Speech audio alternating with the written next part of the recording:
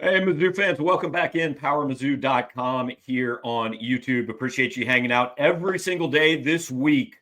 We are looking back at MUKU and the game that stands out in everybody's minds in this rivalry. Obviously, it's been 18 years, but the 2007 game, we've talked to players. We talked to Dave Matter, who was in the press box with me that day, and we're wrapping up our look back at 2007 Missouri, Kansas this week with the guy who ran the show in Columbia at the time, Gary Pinkel, joining us.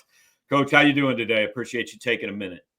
Doing great. I mean, this was a huge game for us back in 2007. I mean, this was everything. It was we had Mike Kelly that was doing the announcing, and all the teams we were ranked like second and third, and I mean it was remarkably competitive. And we also played where the Chiefs play, so that was Right. what a football game. Yeah, we're gonna get into all that and kind of go back to that week and ask you to dig up some old memories and stuff. Before we get to that, I did want to ask you, like, we're recording this the day before Missouri opens the season against Mhm. Central Arkansas. So when you are a head football coach and you've got to get your team up for a game that, look, most people think they know how it's going to go. Like, did you find that hard? Were those tough weeks to get to convince your guys that, hey, you got to bring it when maybe it's not number two versus number four or your arch rival or something? Well, I think that's your whole preparation for your team. Your team every week, who we play, whether they're great players or whether they're average, what it is, and the whole thing. But there's a process that you coach your team up, and Mm. you prepare for a game like this. Where we're third, they're second, and we're playing in one of the great, in a great stadium. So that's pretty much kind of what we do. Go back to what we planned, and then lean on our leadership so that we could have a chance to get it done. So, curious your thoughts with Kansas coming here on Saturday, and then Missouri obviously going to play there next year. I mean, as a guy who was in this every year when you coach, are you happy to see it back, and do you hope it sticks around? Oh yeah, it's a great rivalry. I think that's one of the things that we had a lot of problem years before. That year 2007, several years before. We really were struggling. Our whole football program was struggling, and certainly we played every year at that time. But you know what? Slowly but surely, you get better and better and better, and there's great opportunities here. And whether they just where how far they decide to go with this, down the road, that's up to them. But back in the day, it was historical. Yeah. Entering that season, I've told this story a lot of times, and I don't know that you and I have ever talked about it, but I remember I was covering one of your recruiting camps that summer, and I was just out on the field watching kids and Lorenzo Williams, and I had done my, like, when you do what I do, you have to predict the season, right? You got to Yes. pick every game. So I think I'd picked you to go 9-3 and finish first or second in the Big 12 Mhm. North, which I thought was pretty good at the time. Like, you guys had never done that. I thought that was good. So Lorenzo Williams and Martin Rucker walked up to me, and Lorenzo goes, "Gabe, what are you doing, man? We ain't losing 3 games this year." And this was in like early August, right? And so I've told that story just because that team somehow seemed like it knew it was going to be good. Did you have an idea what you had before that season started? Yeah, I really that 2017 was finally did we got to the point after being here a few years, building our program, inserting all the attention to detail things, and I thought we had a really good chance going in. Now we started out really well. We played throughout the season pretty good. At the end of the day, we went to the very end. So, but certainly, I thought we had a good team. And if you look at how many NFL players were on that team, there's a bunch of them. And you know what? You coach better when you got players like that too. So yeah, it was quite a football season. And wouldn't you know, we would our arch rival, we would end it, going Yeah. against KU. That just is amazing. How long did it take you after you got the Missouri job to understand what Mizzou, Kansas was? Because I would imagine growing up in Ohio, Washington, like, it's probably not a rivalry that was on your radar before you took this job. No, people had told me about it a little bit, but both teams struggled so much up Mhm. and down, up and down, and those are rivalries are hard to build. They have to be built, but from winning and competing against one another. And we were starting to both play better in 2005, 6, like we talked about a little earlier. And, I thought, but down the road, this got a chance to become, much bigger than what it has ever been. And this was the great example of it in 2007. It was try with all the fans out there, try to explain. It's hard to explain. And if you get a chance to watch the game on TV, just, plug it in and get a chance. It is really an incredible college football game. Well, the cool thing about that season was I think it was like week 6 that you guys went down to Norman and lost. And I just remember like you always said, hey, this is the biggest game unless you win it. And then the next one's the biggest game, Yes. right? And the cool thing about that season was you guys went in every single week knowing that because of what Kansas is doing, one loss kind of takes everything off the table for you. So it wasn't just that week. It was like the 6 weeks leading up to it. There was pressure on you guys every single Saturday that, hey, we have to do this just to make the last game important. And generally, between us, that never happened very much. But in this particular one, we got two teams that are playing at a very, very high level. Are they going to be able to still, finish and clean these games up? And so it was certainly a huge battle going after it. And at the very end, we lost one, and then they ended up, I think, second, and we ended up third. But we're right there. We're right there nationally. Let's go play. And wow, Mizzou football had huge changes when that happened, or to our program and what we were doing and what we were building. Obviously it's easy 18 years later for everybody to look back and have an appreciation for what that was. But I remember like driving into Arrowhead that day and just looking at the parking lots and Corso and Herb Street and everybody's there. I remember kind of taking a minute and going, hang on, man, appreciate this while it's happening because you're not going to see it again. Like, did you have an appreciation in the moment for how big that was?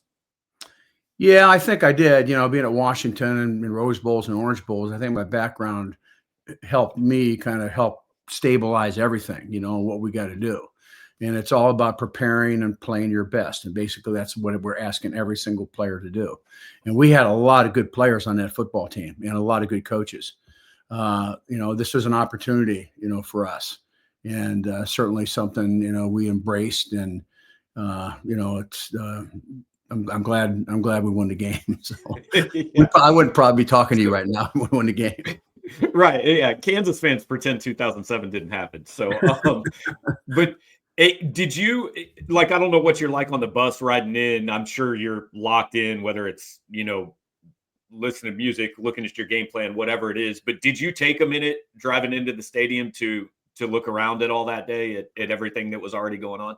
Yeah, I had a story there. I prepared that team, so we're driving up in our bus and we have to go work its way through the traffic of everybody, but our fans are up beating the sides of our bus. The bus is just slamming them.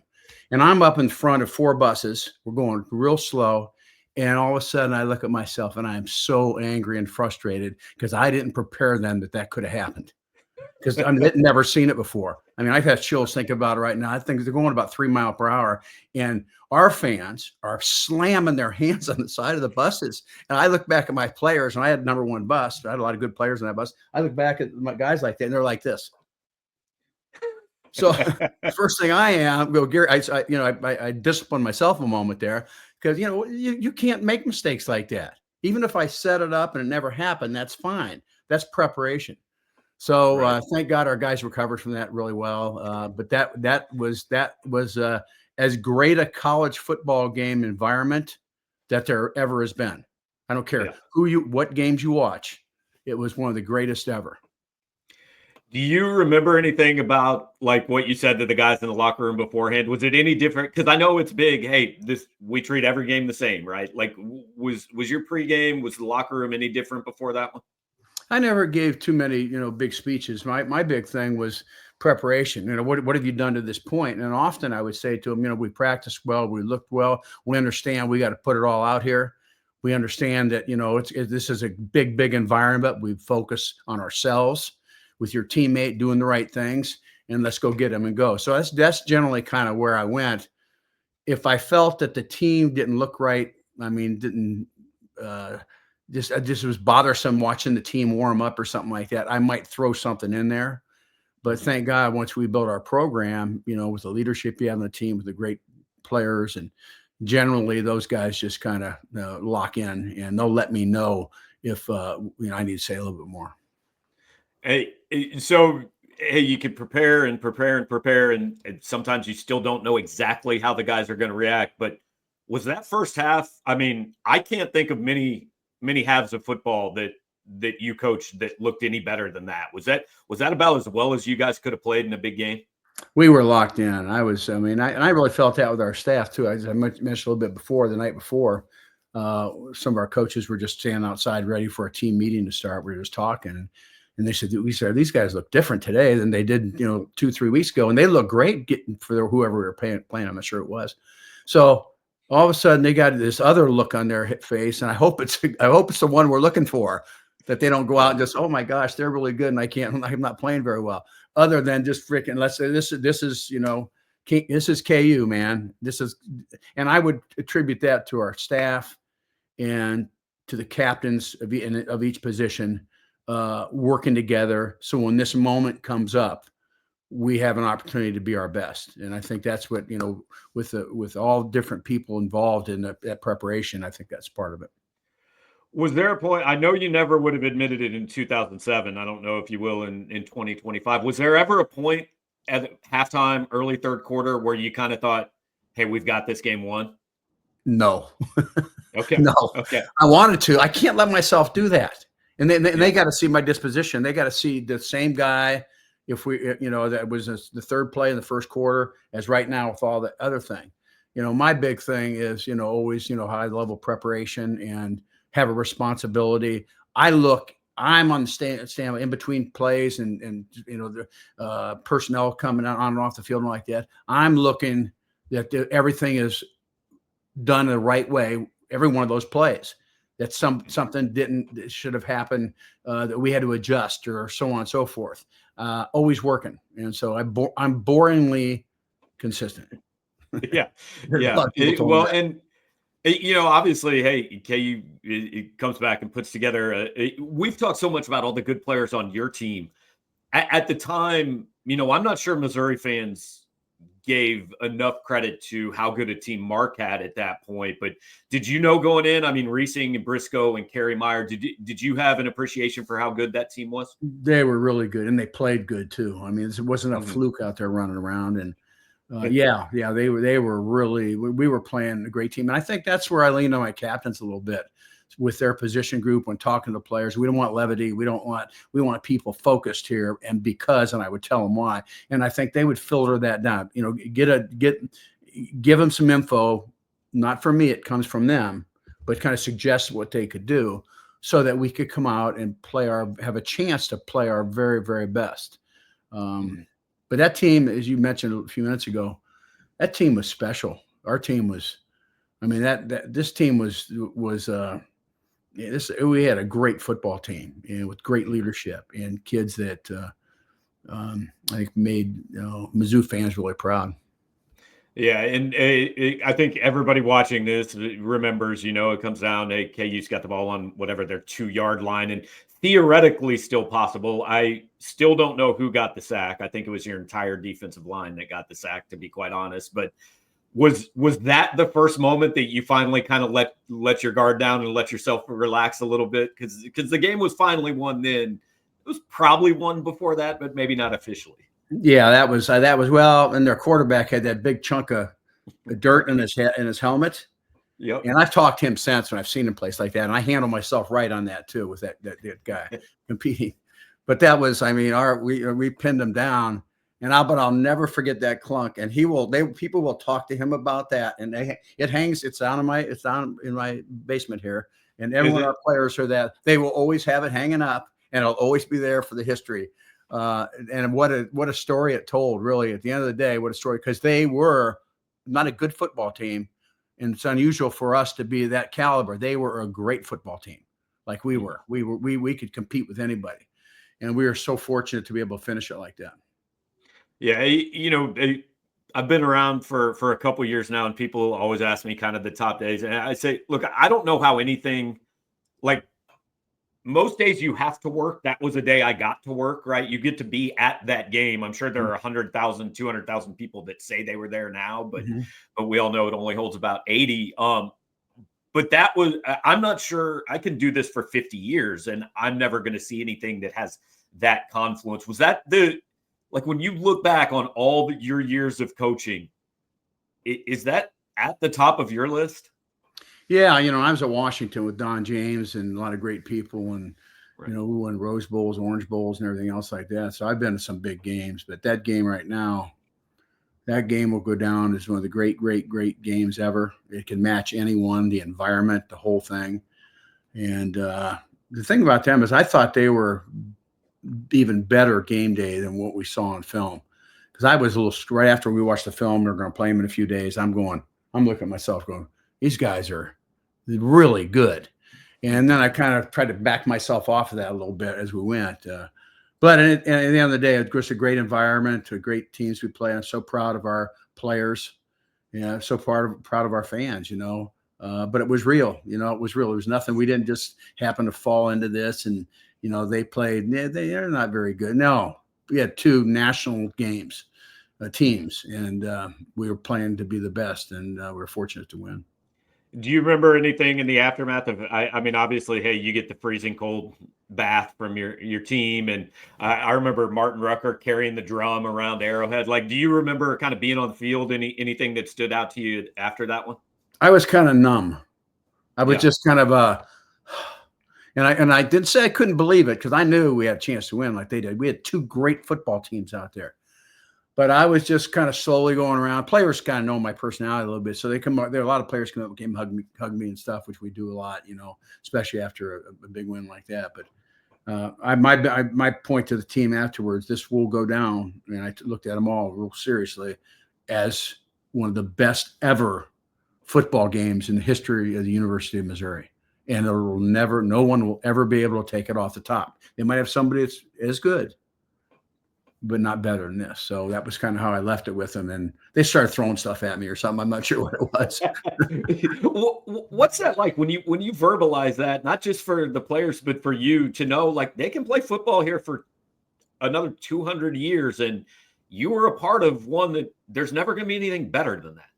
I think they really appreciate it even more now because they show the game right here. They show it, coming up here. Mm-hmm. And it's something that they really embrace. And the neat thing about it, people that were there, people that told their kids or their grandkids about this and, those kind of things, that was a difference. And our players, I think, are so, I think, for themselves, they embrace something very special that they did, as I mentioned before. And I'm really proud of them, and no one will ever be able to take it away. I know you're still obviously close to a lot of your players. Curious with this game coming up now in 10 days, like, hey, are there conversations between you guys going on about, hey, KU coming back and what this rivalry meant to you guys? Oh yeah, I mean, for sure. I mean, it's it's like we talked earlier. Our players are they're mentally into this. Mm-hmm. They're trying to do something that I don't know the caliber of each team is as good as the caliber was, but the rivalry itself, they will all go back and remember. They'll all remember. And I praise them when I see them too, because they did something very, very special, as I told them right after that game. And that will last forever. And forever is pretty long. So I got to know, last thing, you gonna be in the stadium for that one? Is that one you're gonna make sure to check out in person? Yeah. Oh, yeah. I'll definitely be there. So I try to get to all the home games, but I hope I can get there. So they've been pretty good to me, and our team's been doing good. Coach Drink's doing a good job. It's a battle. It's a war. It's all different now. All the monies and dollars that are flying all over the place and things like that. Right. And, it's pretty crazy, but we're doing a lot of great things facility wise. So it's a lot of great things happening at Mizzou, and President Joy had a lot to do with it, and just keep working hard. Just to wrap up for everybody listening, I know, hey, we love talking football with you, but they all want to know how you doing off the football field. Like, how's the family, how's health, how's your life now that you've been retired for a few years? I have a foundation called the GP MADE Foundation. MADE's an acronym for Make a Difference Every Day, and we have over the last 6 years, I think it's been that since we started it, we've had thousands and thousands and thousands of dollars.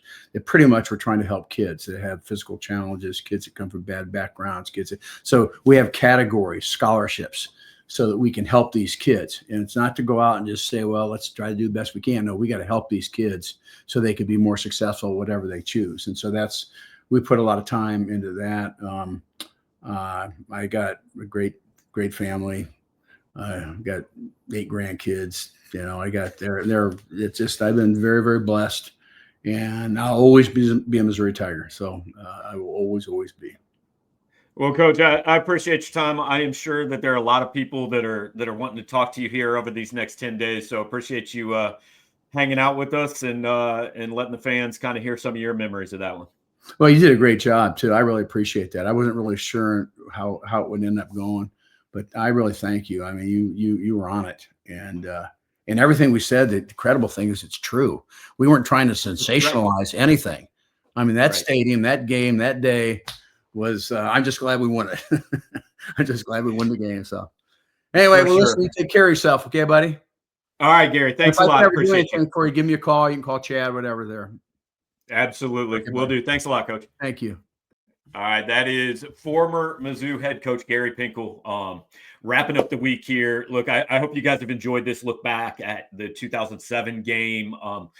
Everybody's going to retell this story, right, with the rivalry coming back. I was trying to figure out a way to do it, and I'm just fortunate enough that I was around that team and still know some of those people, and that they have been willing to come on and share their perspectives about that. And, I think Gary said it as well as it can be said.